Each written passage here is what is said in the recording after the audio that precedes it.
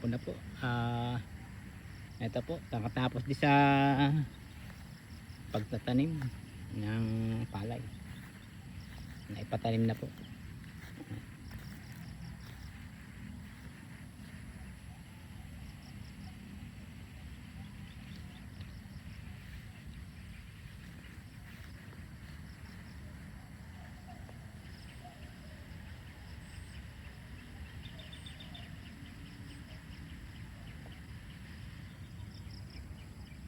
Matagal din po para makapagpatanim ng palay. Kaya sakripisyo din na.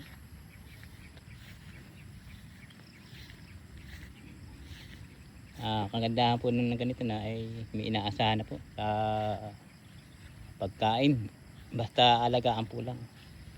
Ang mahirap po sa amin ay matagal din ang ulan. Hindi ho nag-uulan. Sana naman po ay makalusot para makalibre na uli sa pagkain. Ayan po yung aking nakaraos na po yung pagtatanim. Uwi na po.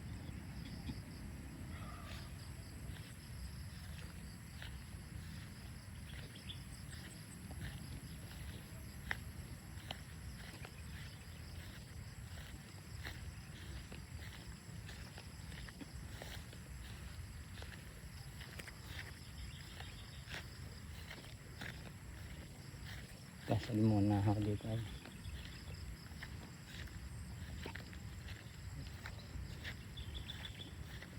Ang po dito sa bukid ay darating na ho pag-uulan ng mga kalabak. Ay may hayop kang galit sa bukid. Ang itsura na aming bukirin.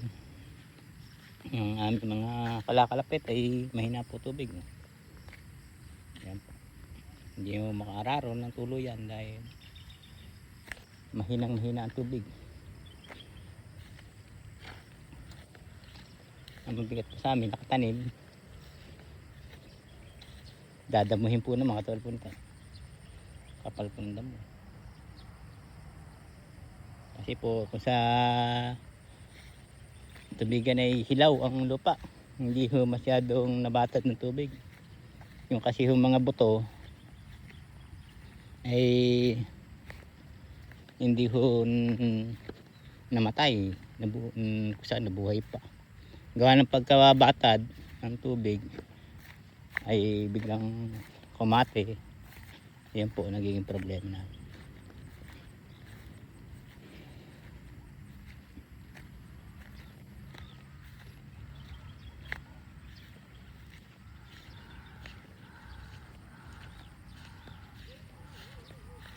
Hapon na po.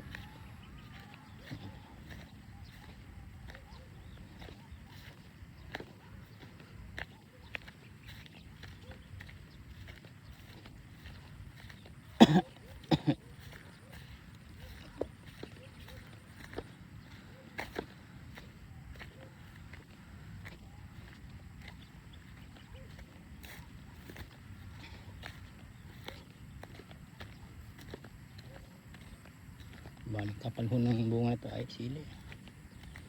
Dami. Lahat. Kapal po.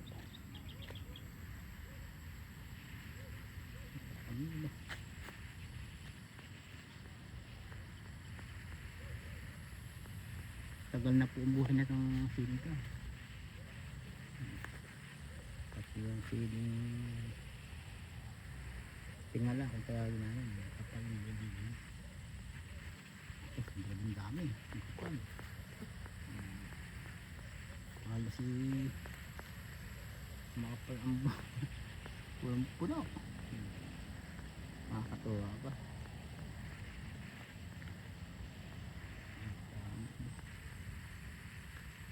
Nakakatuwa kung pagmasdan itong sili na rin. Padami.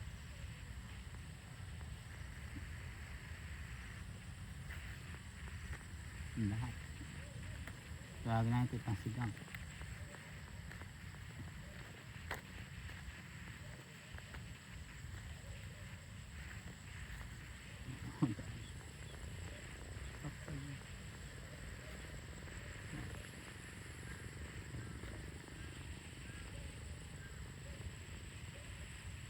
yung pansigong kita kapag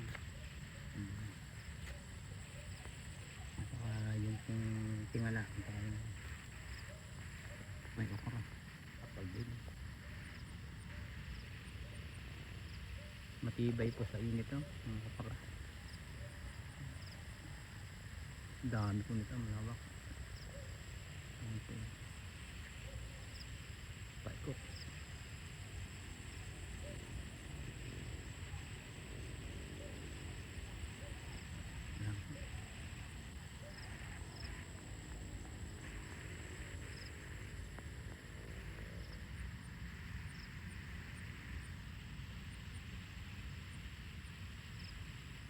Yan po, uuwi na.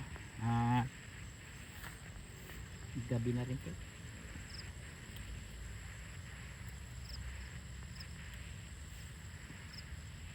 Natutuwa lang po ako dito sa silos. Napakaraming bunga.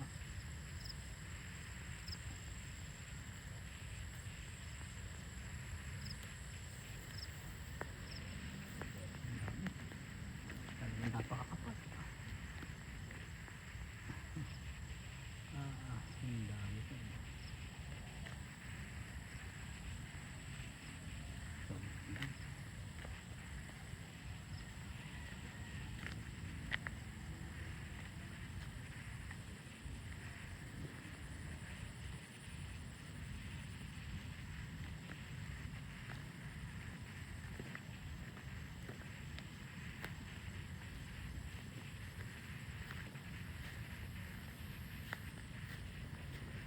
Po, magandang hapon sa mga nakapanood to.